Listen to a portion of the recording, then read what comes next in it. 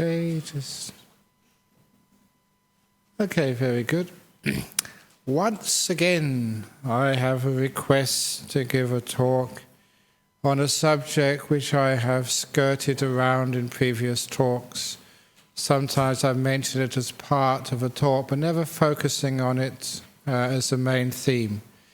And that is the subject of envy and jealousy. Because sometimes that happens to people. Sometimes people, they just long to be beautiful, to be happy, to want for nothing, to be able to travel around the world and have a good time. And what do they really want to be? They just want to be like me. I'm beautiful, maybe. I want for nothing. I'm happy. I travel around the world. So, what do you really want? And why is it that people just lose so much happiness and so much peace and joy wanting to be like somebody else? And of course, I've been old enough now, many years as a monk, to have actually seen many different aspects of life, to be able to hang out with mega wealthy people and be in palaces with royalty, and at the same time, or a few days later, going to morgues or going to the builder's place and just getting all the building material and just laying bricks. I've done some of the very highest to the very lowest. And so I've been there, done that in my years as a monk, and I've had some really interesting experience. I was just talking about morgues. One of the best morgues I ever went to was in Thailand, in Sirirat Hospital. And it was about 38 years ago. As a monk, you were just allowed just to walk in without anybody to stop you. You didn't need ID. So I went to the place, the room where they did the autopsies. I arrived about 15 minutes earlier, so I had the place to myself. And it was like a lecture theatre with a slab in the middle. And as I walked up to the seats, I saw the windows, which were high up like many lecture theatres, and I couldn't believe it. It looked like there was a head, a severed head, on a plate, on the windowsill, where you'd usually expect a flower pot. Instead of the flower pot, there was a head. I thought this must be a plastic one. But I went up, and no, it was a real one. I touched it. That was cool. Only in those days could you go to a place and have it. I don't know who it belonged to, but they weren't missing it, so it was okay. So you do that, and at the same time you can go into palaces and just see these really important people. But do you envy me? Because one comes with the other. The only way to get into a palace is first of all trained by going to autopsies and seeing severed heads. Is that the case? But whatever. I remember in the early years as being a monk, I was always very jealous of the senior monks. Because in those days in northeast Thailand, it was very austere. We didn't have cushions like we have these days. These very soft zafus. We didn't have carpet on the floor. It was concrete. Hard, cold concrete.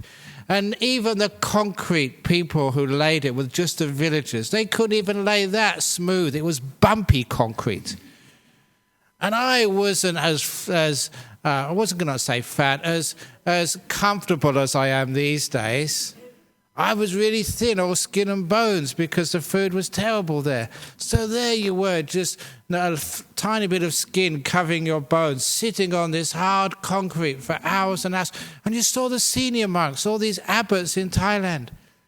They had these huge cushions, much bigger than these ones. And I thought to myself, they don't need those cushions, because they've got their own upholstery, what I've got now. Especially on their bottom. It's amazing just how fat those senior monks were. And I was so jealous. I thought if only I could get one of those cushions. And also those senior monks in those days, they didn't need the cushions. They were all enlightened. I was only starting off. I needed my bit of comfort. And not only that, but those senior monks, they always had the best food. The food was passed down the line. And so the abbots, they had the first choice of the food. And when it got back to me, only the gravy was left. Even the vegetables had all gone. And I thought, that's really unfair. Because again, those senior monks, they'd been monks for years. They didn't have any craving. I'd only started. I had lots of craving. They should give me first choice.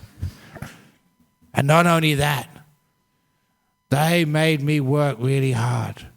We had to do all the labouring and all the services. Well, all those senior monks, they just sat and talked to people all day and drank tea.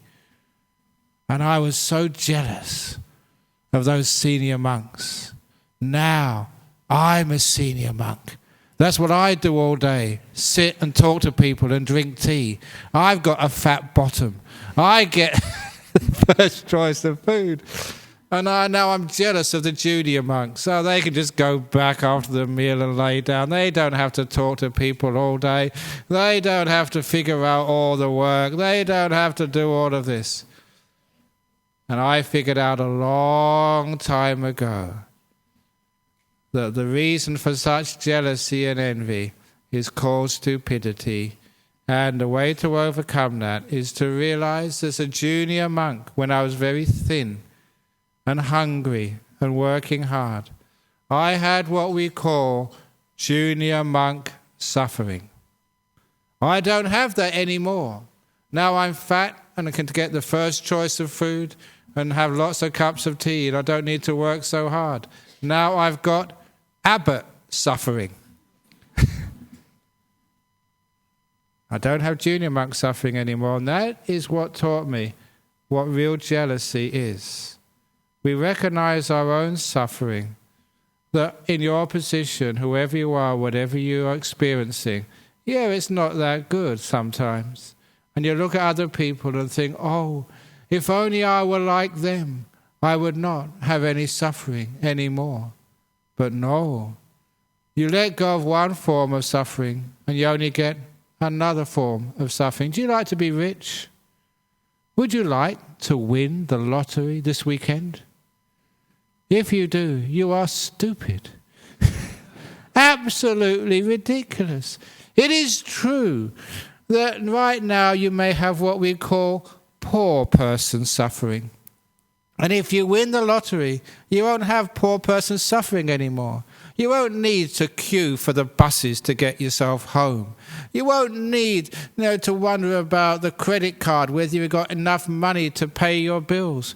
You won't need to sort of have to go to work early in the morning every day to do a job you really hate just to pay your bills. You won't have that suffering anymore.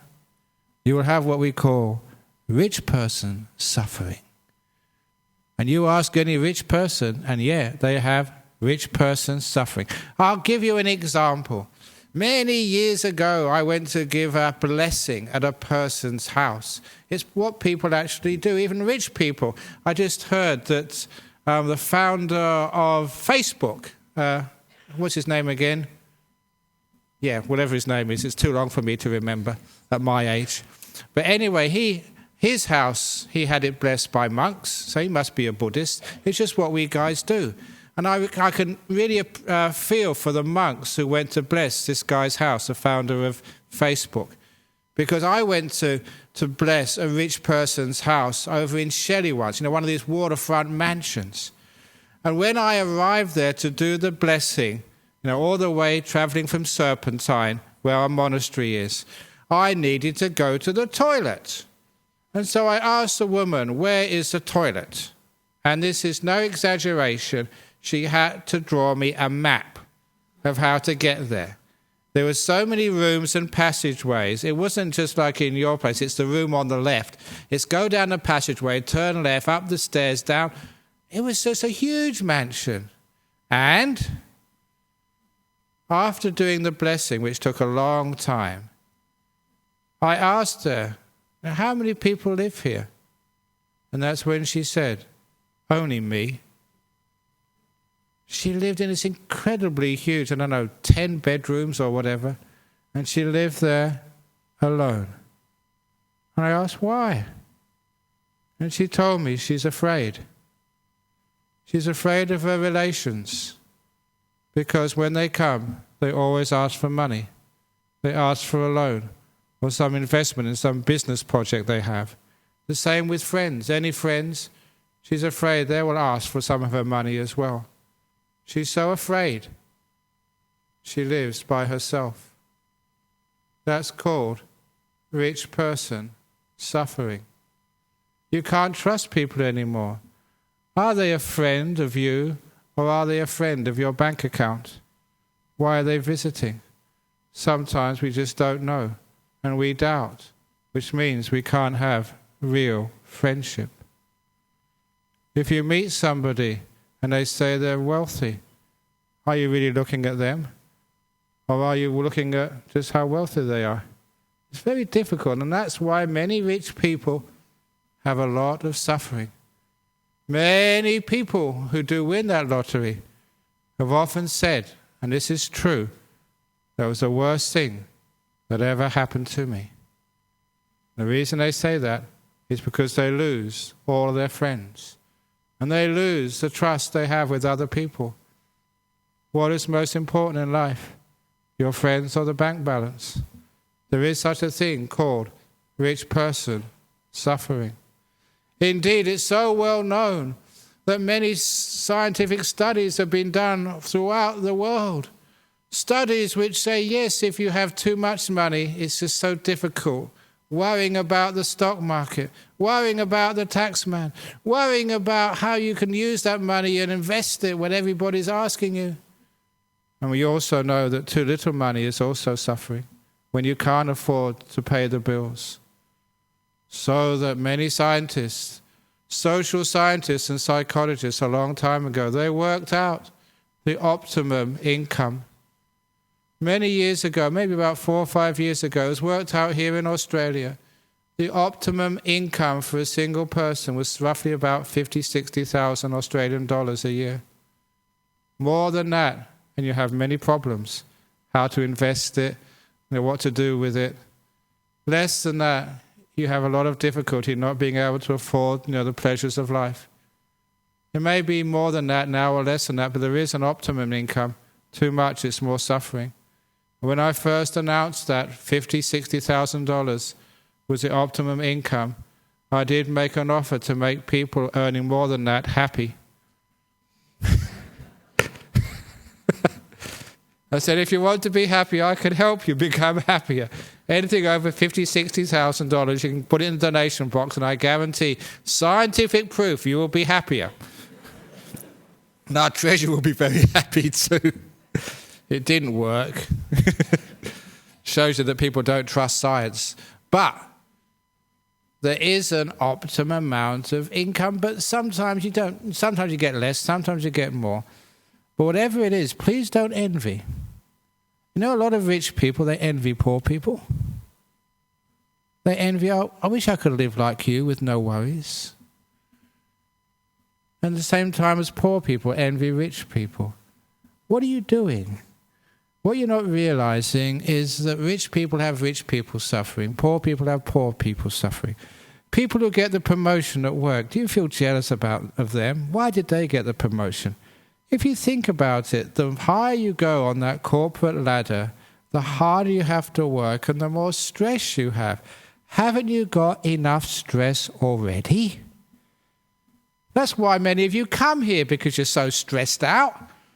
So if you're passed for the next promotion, you should feel so grateful. Oh, thank God, I'm not going to get more stressed out. I can hardly take the stress I've already got. And don't ever think, okay, if I get the promotion, I'll get more money. Yeah, you do get more money, but is it ever enough? Hands up if you've got enough money. Hands up if your salary is enough. I'm going to tell your bosses when you go to work tomorrow morning. The majority of you didn't put your hands up, by the way, because you can always use a bit more. That's what it is. No matter how much you have, it's never enough. You can always use more. So I always say what you've got already is enough. Enough to get by. And if you realize that, then you never feel envy about someone who gets a promotion and you don't. You just feel, oh, fine, let them have the extra stress. I'll just be happy with what I have. You know that I was wise enough when I first came here to be so lucky, to feel so much gratitude that I was the second monk, not the top monk. There was another monk who was here before me, Ajahn Brahm. He was the abbot, and I had it all planned. I'd just be the second monk for the rest of my life, just having no responsibilities, just taking it easy.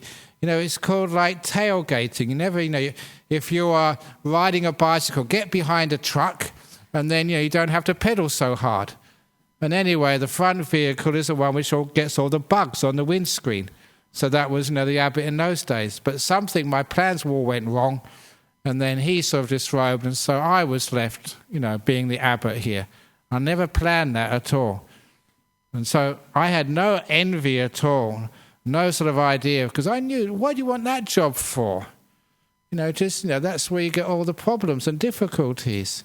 So you don't really want promotion. To be envious of someone who's getting promoted is absolutely ridiculous. Even somebody said they got a lot of envy about traveling.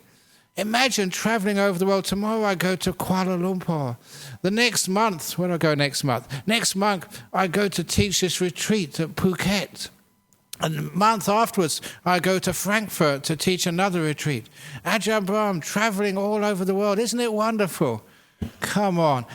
Have you ever stood in queue at the airport waiting to get checked and patted down, for just whatever they think you've got? Unfortunately, in some countries, because you've got a robe on, they're not quite sure what religion you are. And they think you might be hiding something underneath. And so sometimes I get the pat down. And I remember in the United States, they said, that's because you're wearing a robe. I said, but I'm a monk. Look, as a monk, we don't wear underpants. That's the truth. So I can't hide any bomb anywhere. They didn't think that was funny. And traveling is a big pain. How many times when you've travelled, you've gone overseas, you just can't wait to get there. I see that in airports, going there tomorrow, people, they queue up trying to get on the aircraft first. And what are you doing that for? The same people who try and get on first are the ones who try and get off first. So at least you should be consistent. If you want to get on first, that means you must like the thing. You must want to try and get off last. That makes more sense to me. As for me, I try and get on last and get off first. Because you're all cramped up in this little tube all the time. It's bad for your breathing, bad for everything. What do you want to do that for? Do you really like travelling like that, cooped up like a little sardine in a box? And eating this food which is just brought up to you. You don't know what you're eating. And, some of you watch these stupid movies all the time. Oh, it's just so hard. And so why do you want to go travelling for? And when you get there, you have to check in everywhere and do all this stuff. Do you really like travelling? Why do people do it? It's much nicer to stay at home. Isn't that the case? There's no place like home. You spent so much money on your house, so much money on making a beautiful kitchen and a lounge, and you've got these great computers and big screens now. You don't need to go travelling anymore. You just see everything on the internet. If you want to see the Great Wall of China, just click in Great Wall of China. You can see it right there. You don't need to go and see the Taj Mahal. You can get a photo of it. What's the big deal? The really big deal is that sometimes we just love suffering. And it is suffering, isn't it? Just travelling all over the world. And I do it a lot, so I know I have travelling monk suffering. And that's my suffering. I have to get up really early tomorrow morning to get to the airport in time to queue up and check in. And if I wasn't travelling tomorrow morning, I could have a nice sleep in the morning. And where I'm going to stay tomorrow night, I don't know. There's no place like your own bed. Don't you love your own bed? So why do you keep leaving it by going overseas? You got your own bed, your nice garden, your friends, everything is nice. The thing is that sometimes we are envious. What it really is deep down, we always think that wanting something else will make us happy. If you're not a traveller, you think, if I travel, then I'll be happy. If you are a traveller, you think, if I stop travelling, then I'll be happy. It's all this terrible thing about wanting. I remember a story of this farmer in New Zealand. This farmer in New Zealand, he was one of these people who was really having a hard time making ends meet, and he was also very, very stingy. So when he had some hay which was going mouldy, instead of throwing it away, he insisted on feeding it to his cows. And his cows just would not eat that hay. Even though they were a bit hungry, they were not going to eat mouldy hay. Even if you're hungry, would you like to eat like mouldy rice or mouldy chips? No way. So the cows refused to eat it. So he thought, how can I get the cows to eat it? So he decided to mix up the mouldy hay with fresh hay. Thinking that we will be able to trick the stupid cows into eating the hay. But did they eat the mouldy hay? No, they just separated the good hay from the mouldy hay, ate the good stuff and left the mouldy stuff. So he's still left with this mouldy hay. Until he had this beautiful brainwave on how to get the cows to eat the mouldy hay. If ever you've been to a farm, you would notice that so many cows push their head through the fence to eat the grass just on the other side. So that's what he did. He put the mouldy grass outside the paddock, on the other side of the fence, but not too far, just far enough. If a cow pushed their head through the hole in the fence and stretched, they could reach it. And the mouldy hay was gone within 24 hours.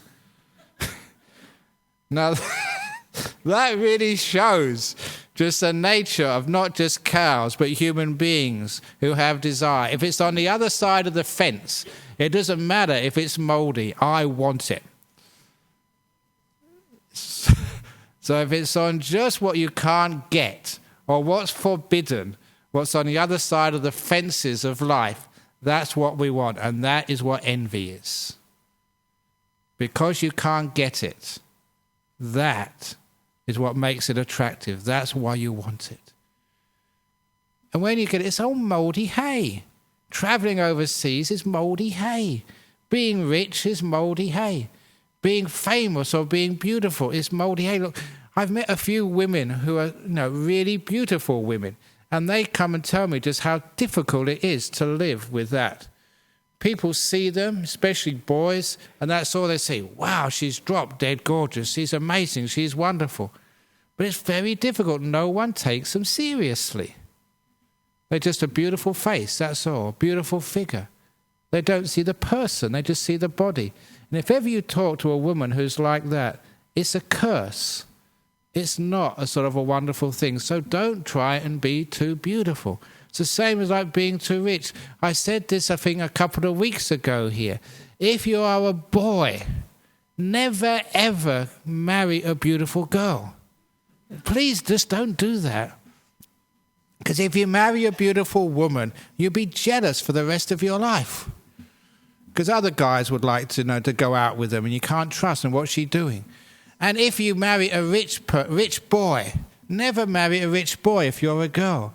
If you marry a rich boy, he can afford many mistresses. If you marry an ugly girl, you're absolutely safe for the rest of your life. She's so grateful she's got a partner that, you don't have to worry, when you're away up north working in the mines. And it's the same if you marry a poor boy. If he's really a poor man, he can't afford a mistress. So again, you're perfectly safe. So that's my advice for life. Go, ugly girls. Go, poor boys. You're the ones who should really sort of get all the propositions. So, when you look at it that way, there is suffering if you're very beautiful and very rich. So don't be envious of these things. All it is not realizing whatever side of the fence you're on. If it's, I'm on this side and they're on the other side, I just want. You don't realize what they have to go through. One of the worst things is politics. People are really envious and jealous. They just really want to get elected. They want to be the boss. They want to be the prime minister and the president. And I remember a long time ago, someone told me, anybody who really wants to be a prime minister or wants to be president, There's a very dangerous, mental illness, wanting to be in that position. Really they should be pressurized, find out a person who is skillful and just, Shanghai them into that position. Because if they want to be, that's very, very worrisome. Why would anybody want to be in that position? Because, having met a few presidents and prime ministers, it's a terrible situation to be in. It's bad enough being Ajahn Brahm. Being a president, everything you say, everything you do, someone's got a photograph, of you. I remember poor old Jeff Gallup, he was a good friend, the former Premier of Western Australia. He actually one day was caught on camera, with his finger in his ear. And that was on a big billboard during an election. Poor fellow. So even just one little mistake and everybody sees it. Look at the cartoons in the newspaper of what they do to politicians and prime ministers in this country. Look at our Prime Minister, Julia Gillard. I've actually seen her. Her bottom is nowhere near as big as they put in the cartoons. Poor girl. So they have a lot of suffering. So don't be envious of those people. I remember reading as a student, one of the great philosophical books, Plato's Republic. This very amazing Greek philosopher. And in the last chapter of that book, of Plato's Republic, was the idea at that time of reincarnation. All those great Greek philosophers, they taught reincarnation. That was just accepted as a truth. Socrates, Plato, Aristotle, they were all reincarnationists. It was part of European culture in those days. But the interesting point was that in their description of the process of reincarnation, they would go, it was like they went over the river Styx. That was their little river.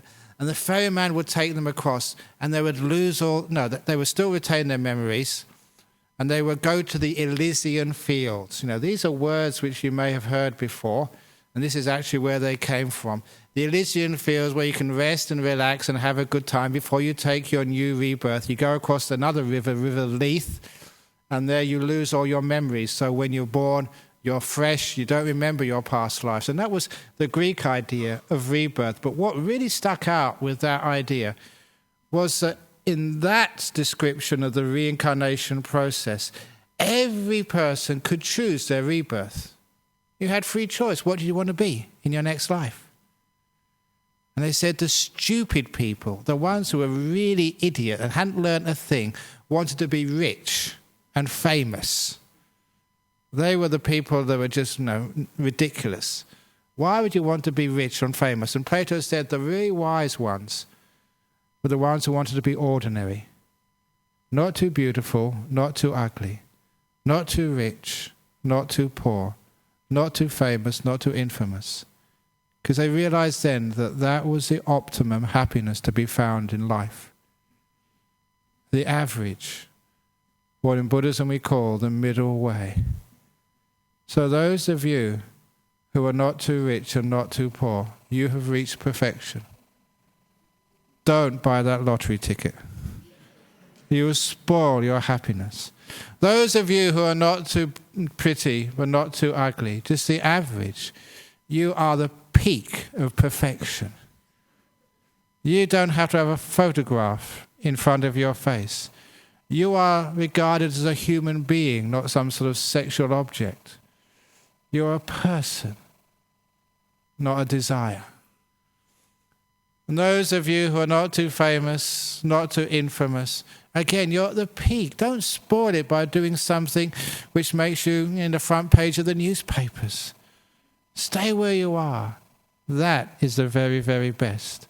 Which gets you back to the core teachings, what we do here. That what you have is good enough. Where you are is a wonderful place to be. So the way to overcome this envy and jealousy for something you don't have is, number one, realizing wherever you are, it's never absolutely what you want. There's always suffering there. And instead, to supplanting envy and jealousy with this beautiful sense of gratitude and appreciation. I already mentioned this wonderful word. This is good enough. My wife, yes, she may not be supermodel, and that's a wonderful thing. She may not be ugly, but maybe next time I could choose better. She's good enough. My husband, he's not the richest person in this world. He's not Andrew Forrest, but he's not the poorest person. Next time I'll try and choose a poorer one, and then I'll have much more appreciation from him. But at least he's good enough. Me, I may not be the most successful person in the planet, but at least I am good enough. Appreciate what you have.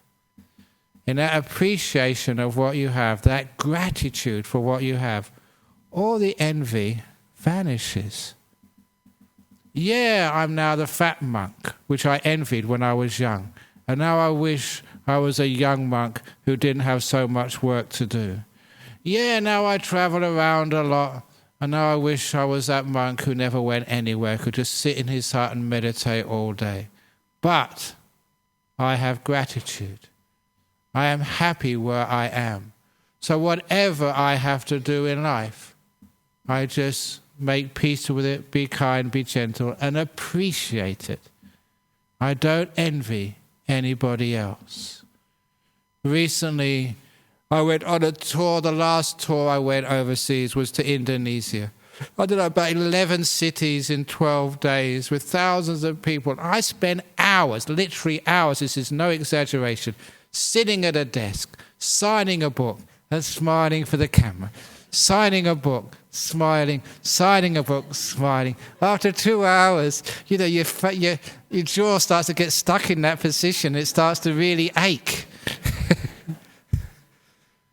And I did catch myself thinking, what am I doing this for? I don't want to do this. Let somebody else, get a cardboard cutout, and take a photo of that for good. Go on Facebook or whatever. There's photos of me there. You can on Photoshop, you can get a really nice photo of me or anybody and put yourself next to it. You can put your hands around Obama if you really want to. You can do that on Photoshop. So why do? But instead of being grumpy and being negative, which is where envy is coming from, I said, no, I'm just happy to be here. I'm just happy to be here, just doing this wonderful service and making another person happy. Yeah, there's thousands of people. This person is the first time they've seen me. Forget about all the other persons. Person in front of you, they are important. And I reminded me of that great story in Opening the Door of Your Heart, of the Emperor's 3 questions. And the most important time, when is the most important time? Now. It's the only time you ever have. The only time I have in life is now. When you say you don't have any time, that's wrong. You have time. You have now. We always have now. So don't think, I've got no time. You have time. Now. It's the only time you ever have. Who is the most important person? The one right in front of you. So you're the most important person now. No, you are. No, you are. No, you are in the corner over there. You're the most important person in the world right now, for me. Cool, isn't it? Not anymore, though.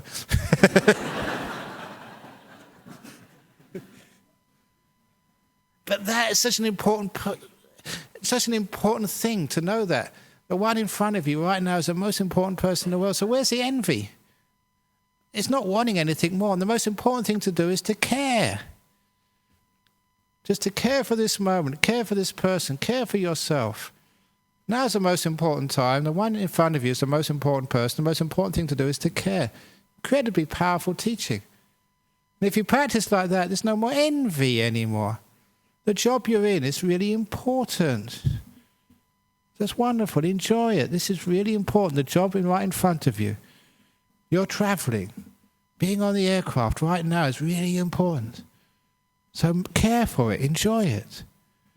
And with that non-judging, that appreciation of every moment, it's so powerful, the effect that has. That's one of the reasons why you can connect with people. When I sort of talk to a person, people say, I can connect with you, and I'm looking you in the eye, and really that's what I feel, that you are the most important person. I really respect you, no matter who you are, no matter how tired I am. And I really try and care the best I possibly can. Do that, And that is the secret of success. And there's no way any envy or jealousy can come in, because you're appreciating this moment, just being grateful to be here. And the other little story which emphasizes this is, I'm not sure what book this is in. It may be in another book which I wrote, because I write so many books now, I don't know what I've written. That's why sometimes I repeat myself, but never mind, that's the way it is. But anyhow, this particular story was, I usually tell this on retreats, I think very rarely do I tell here, was a story again about sort of how to be grateful and how to want to be here. Because that was a story when somebody asked a monk who was visiting a prison. It was the Casuarina jail over in, it's in Casuarina on Thomas Road, just off Thomas Road. He was visiting there, teaching meditation to prisoners, and one evening they asked the monk, can you stay a bit longer? We just want to have a chat with you. So they gave him a cup of tea and some chocolate. You know, monks will stay on for anything, for a cup of tea and some chocolate. And that's what he did. And they started asking him like simple questions, like the questions about what is it like being a monk? And so he went through the daily routine of being a monk at Bodhinyana Monastery in Serpentine. And so he started in the morning. We get up at 4 o'clock in the morning. And at that, the prisoner said, 4 o'clock? Even in prison, even murderers don't have to get up until 6. What did you monks do to have to get up so early? I said, what do you do? Can you watch the late night movie? He said, no, there's no TVs in monastery. All we do is meditate. I said, well, okay, I suppose that's what monks are supposed to do. But then what do you do for breakfast? And in breakfast, we usually have like a mug. I have a mug with porridge in it. So that's all. In prison, in Australia, you can get bacon, you can get eggs, you can get pancakes, you can get cereals, 10 different choices. You can get full cream milk, zero calcium milk, soya milk, rice milk. So not in monastery, we just whatever we're given. I said, well, what do you do after breakfast? And we work. Even I have to work. This morning I was up on the roof, putting in the ceiling in Jhana Grove, working really hard. Sasana Daja was with me. He was helping me work. We worked really, really hard. You know what the prisoners said when they heard how hard we work? The prisoners say, we wouldn't work that hard. They wouldn't get us to work that hard, not in prison. We go on strike. Now, what do you have for lunch? Yeah, we have a big lunch, but you have to eat it all in one bowl. You go down to Serpentine, you can actually see it all in one bowl. I had some, glory bought chi. This is sweet the other day. And had it, it's like a banana in coconut and sugar. It's very, very delicious. And they put it in a little cup for me, just inside the bowl. But the person who took it up spilt it, and it went all over the spaghetti. When was that, last Tuesday or Wednesday or something? And that's true, that happens. And they thought, that's disgusting, said the prisoners. Because even in solitary confinement, they give you a little tray with compartments. We don't have compartments in our bowl. It all gets all... And that's true, I have had ice cream on curry. You should try it one day. It's disgusting. But then they say, what do you do afterwards? Can you play sport? We can't play sport as monks. And there's a good reason for that. This is the usual story I say, because many, many years ago, I thought of starting a Buddhist football team. So we can actually play the Christians, the Catholics, and the Anglicans. It'd be like a good way to get interfaith, relations going. Just play sport together, get to know each other, and have a peaceful world. But I thought if it was like a Buddhist football team, we have to play on Buddhist principles. Number one, let go, let go. If you want the ball, take it. Number two, compassion, kindness. If they can't score a goal, we score one for them. Own goals. And if it was a cricket team, we'd always toss the ball high and instead of catching it, because it really disappoints, the team if they get caught. So we'd always drop it on purpose. So that's why we've got no Buddhist sports teams. But no, We meditate in the afternoon. Oh, gee. And then what about dinner, they said. Monks and nuns, we don't have dinner. That lunchtime is our last meal of the day. And that really surprised those prisoners. So don't they feed you in the afternoon? They said, no, that's it. Just lunch. That's terrible. So, what do you do, in the evening? Can you, play ping pong or, play cards, have a game of poker? I said, no, we can't do that. We just meditate. And they said, don't you get tired of meditating? The monk said, yeah, sometimes. What time do you go to bed? Bed, he said. We don't have beds. We sleep on the floor. I sleep on the floor. Even though I'm Abbot, I still sleep on the floor. In my cave, many of you have seen that. And they said, that's terrible. That's disgusting. That's awful, because they like this monk. And one of them liked this monk so much, he said, that's terrible in your monastery. Why don't you come in here and stay with us instead? Which meant coming into jail. And he had a point. Because in prison it's much more comfortable than in Bodhinyana monastery or Dhammasara nuns monastery. You get 3 or 4 meals a day there. You can get to watch TV. You can choose what you eat. You don't have to work so hard. You don't have to give talks on a Friday evening. And if you really want to go on a retreat, you just punch a prison officer, you get solitary for 9 days. You do your own meditation retreat. Very good. But then when he told me the story, I realized that what's the difference between a prison and a Buddhist monastery? The only difference is, in a monastery, people want to be there. In a prison, people don't want to be there. And that's the difference between freedom and being in prison. Any place you don't want to be is a prison for you. If you're in a relationship you don't like, you don't want to be there, your relationship feels like a prison. If you're in a job you hate, that's like going to prison every Monday morning. If you're in an old body which is getting sick and dying, your body feels like a prison. It's very easy to escape the prisons of life. You do not need to change your partner. You don't need to change your job or to heal your body to be free. Change your attitude. Want to be here. And then you're free. You don't have to have the most comfortable place to feel free. Otherwise, people in Bodhinyana monastery would not feel free. Being free is wanting to be here.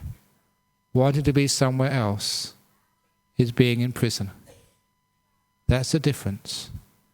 Now you understand what envy is. Wanting to be somewhere else. Wanting to do something else. You just made another prison for yourself. More suffering. You don't need that at all.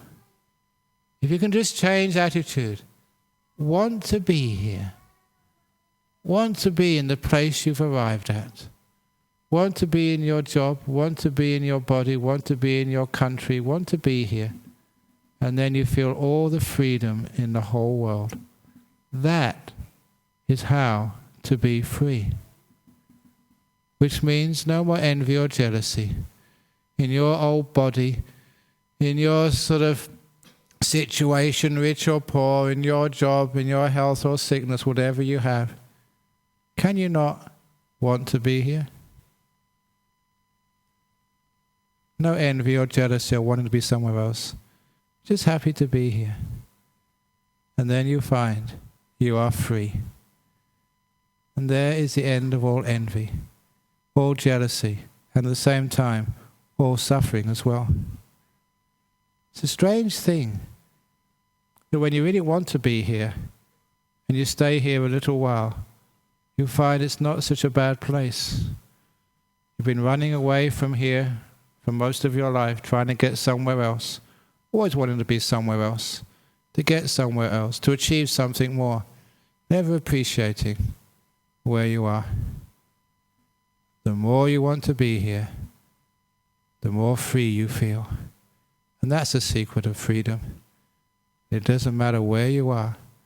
In a monastery where you have to get up at 4 o'clock in the morning. Being an abbot who has to talk and get up early in the morning and travel on this stupid aircraft and have your photograph taken and just answer stupid questions or intelligent questions as well. Whatever the questions, they're all just questions. That is how you can feel totally free. Wanting to be who you are.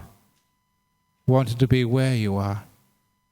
Just being happy to be here. That's the end of envy. Thank you for listening.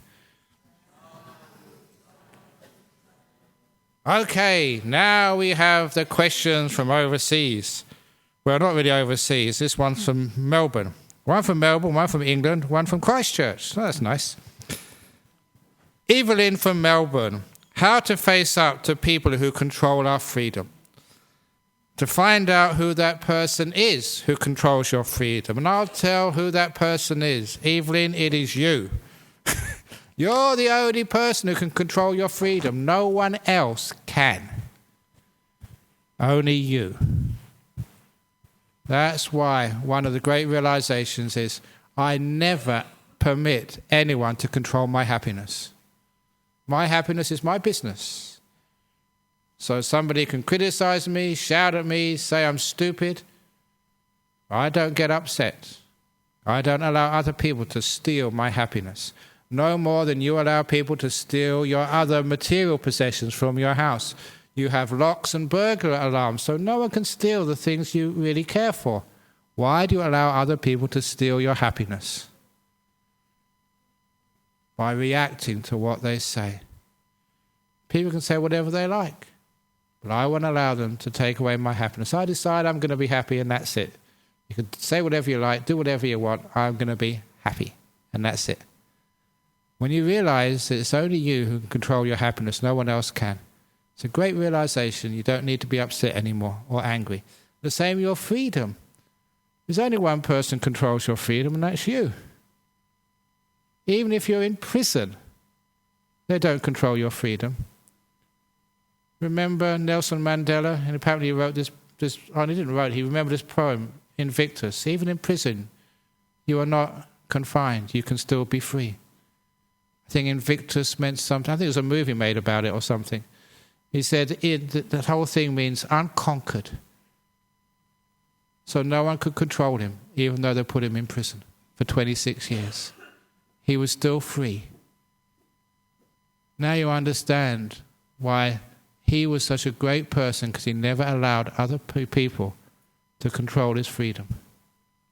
You can put the body in jail, but that doesn't control your freedom. The freedom is in your mind, the freedom to be happy, the freedom to think. Who can control that? Most important, the freedom to be at peace. No one can control that.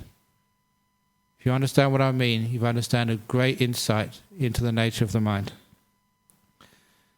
Now, hey, this has changed. This is now Paul from Lancaster, England. So someone just got bounced off. I'm sorry about that. Paul from Lancaster, England, how should we keep ourselves balanced when faced with unemployment whilst our friends are in secure jobs and doing well? It's the only time I feel rather jealous. If you're unemployed, you're free. Look at them. Go and visit them on a Monday morning when they're getting ready to go to work. And you actually see that even in unemployment, there's actually a lot of freedom there. Okay, you haven't got much money. But I haven't got much money either. You can actually learn to live very, very simply. And I know this is Lancaster in England. In England, there is still a pretty good social security network, which means you can never actually have to starve. You can always get enough to eat and a place for you to stay at night. That's really all you truly need. And you have all that free time. In that free time, if you want to study, if you want to meditate, you have time which other people just don't have. So if you are unemployed, brilliant. Use the time. Go to the courses or whatever. If you're unemployed, you can probably get onto them for free.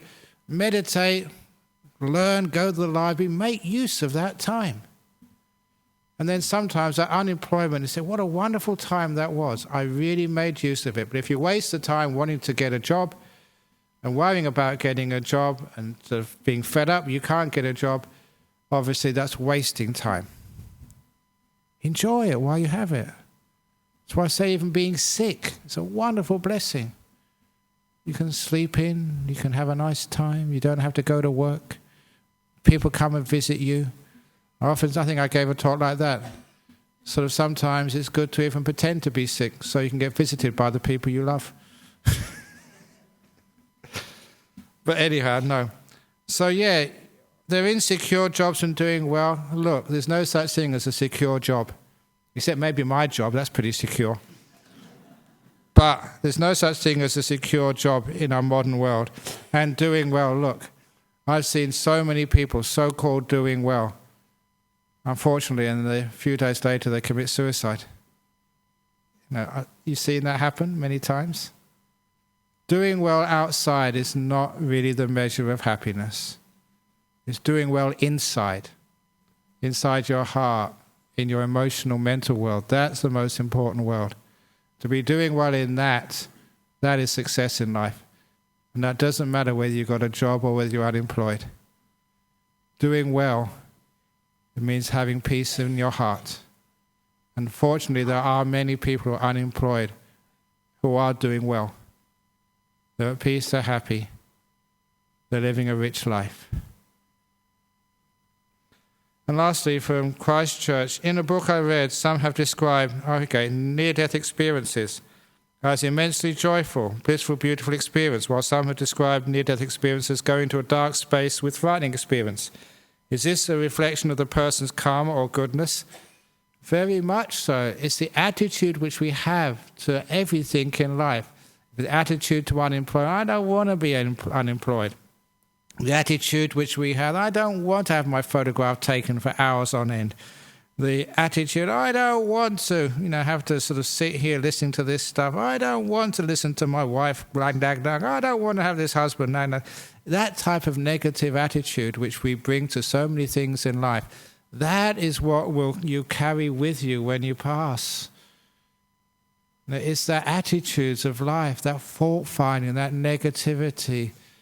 If one has a very positive mind and is so grateful to be here and so happy just to be with people and not judging, then of course that is the attitude which one will take with you into a near-death experience. It will be beautiful and peaceful and loving because that's the sort of attitude you have to things.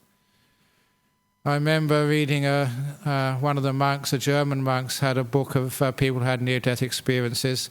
And one of the stories stood out. It was of a young boy, 6 or 7-year-old, who died on some operating table.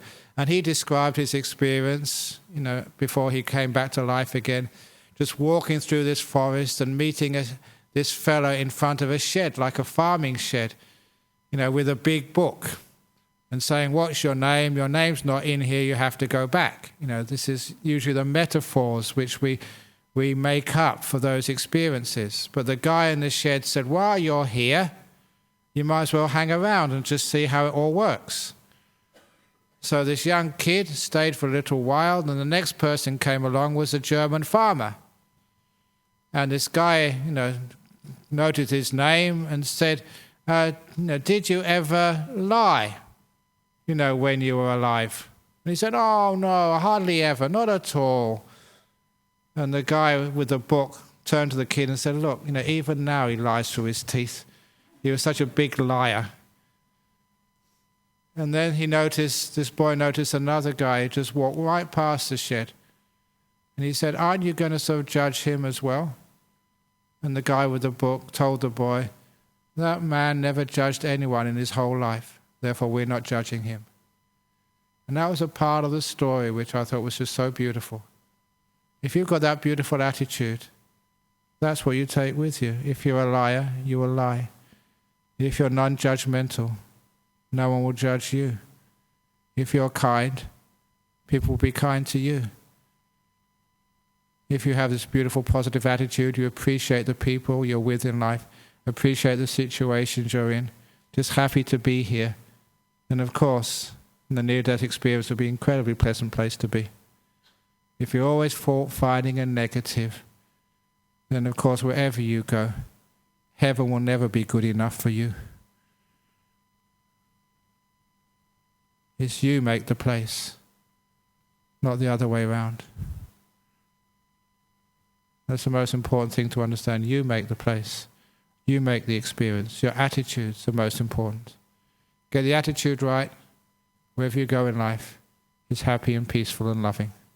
Why? Because you are happy and peaceful and loving.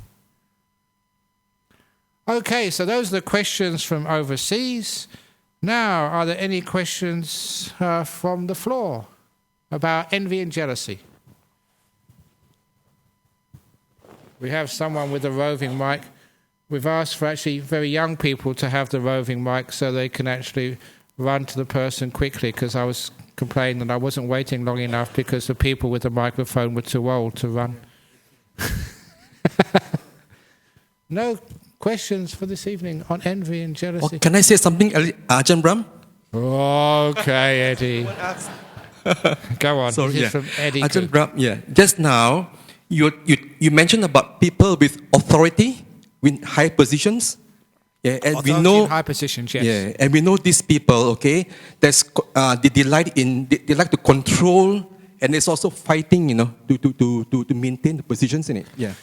If we refer to the Buddhist cosmology, the Buddhist cosmology. Yes, go on. The 31 planes of existence. That was 2,500 years ago. I think they made some more planes since then. 31 planes of existence. We human beings, we are on the 5th plane, okay? Yeah. Just below us, okay, that's the plane, okay? Well, that's the 4th plane. Then there's all these realms of ghosts, animals, blah, blah, okay? Yes. On the 4th plane, just below us, there's the Asura plane, Asura. Yes. Asuras, they call them Asuras or Titans, okay? Yes. So the thing is, these Asuras or Titans, they take delight, in conquering, you refer that, okay? Yes. You Google 31 planes of existence, yeah. They take delight in conquering people, to take control, all these things, Yes. Right? Yeah. So I often do think, like when I see people with, like, high, there's a lot of fightings in it. Could this be like connected to these people? Because it's, okay? Sorry, yeah. On the other hand, okay, the higher planes, that's the jhana planes, like people like you, okay? Those are happy. That's very nice, yes. I'm going to be in a very high plane tomorrow morning. If you look, Google, sorry, guys, people, Google the 31 Airlines, planes of existence. You'd see them all. Okay, the higher ones, the happier ones, and the lower ones are the suffering ones, Yeah. These titans, as I mentioned, this thing, I was thinking, some of them, could these people, because they take delight fighting each other. Yeah, I mean, there are some people could they be who are like so related to stupid, previous life or going towards that? they want to conquer others. And of course, if you try and conquer others, I mean, you always lose out in the end. It was the English poet Blake, William Blake. One of my favourite poems, or favourite verses, was where he wrote, "Vengeance to the tyrant fled, and caught the tyrant in his bed, and slew the wicked tyrant's head, and became a tyrant in his stead." And that's just, that was 1600 and something. It's just so true of just the wars in Europe, the wars in the world, or the wars in the office. Yes, the bad boss, you kick them out with violence, you conquer them, and then you become a bad boss yourself. And just that always happens. That's not the way of victory. That's always loss. It's always never ends a problem.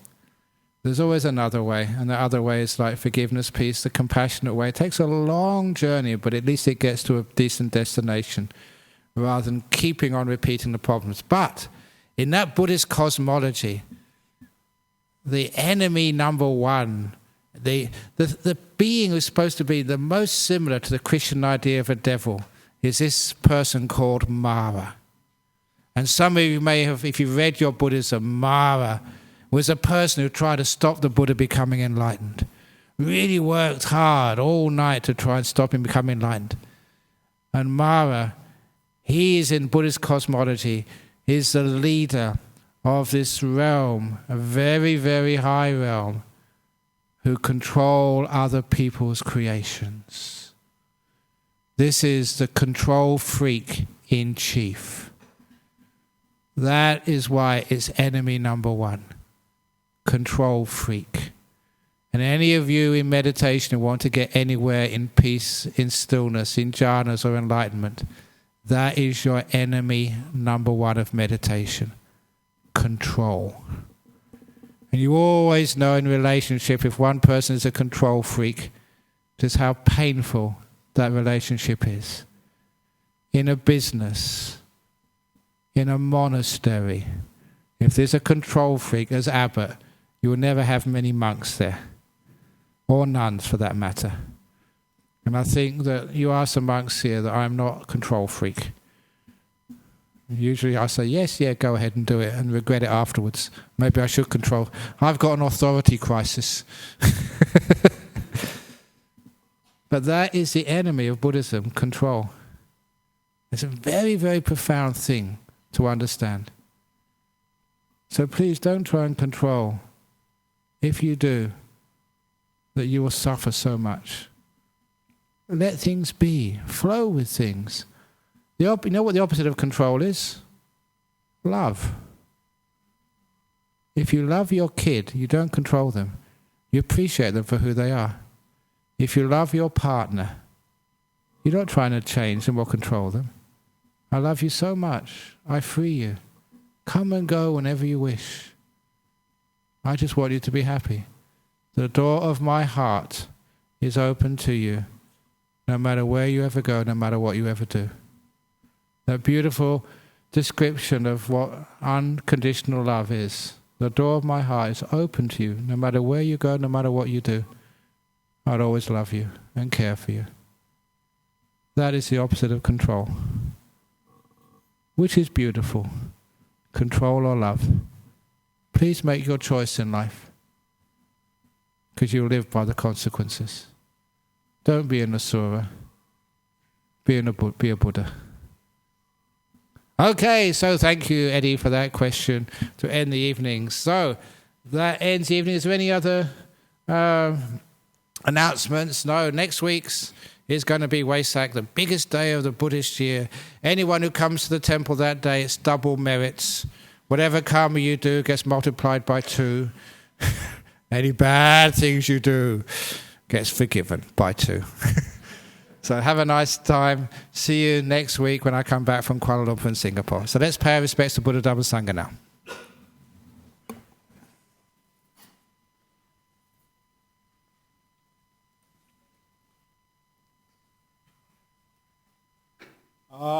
Arahang Samma Sambuddha Bhagava Buddhang Bhagavantang Abhivademi Sawakato Bhagavata Dhammo Dhammang Namasami Supatipano Bhagavato Sawaka Sangho Sanghang Namami